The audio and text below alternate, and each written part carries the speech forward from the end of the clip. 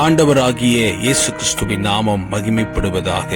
இந்த நாளுக்கான தேவனுடைய வார்த்தை, நான் சிறுமையும் எளிமையுமானவன், கர்த்தரோ என்மேல் நினைவாயிருக்கிறார். சங்கீதம் 40:17.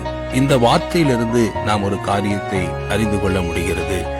நாம் வாழ்கிற இந்த உலகில் அநேகர் நம்முடைய நன்மைகளை மறந்து போய்விடுகிறார்கள். அநேகர் அதை நினைவில் வைத்துக் கொள்வதில்லை.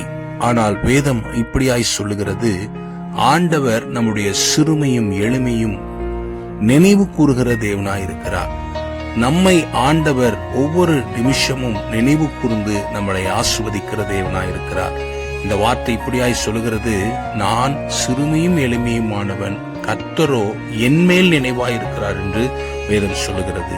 இந்த வார்த்தையின்படி கர்த்தர் உங்கள் மேல் நினைவாயிருந்து கர்த்தர் உங்களை ஆசீர்வதிப்பாராக. ஆமேன்.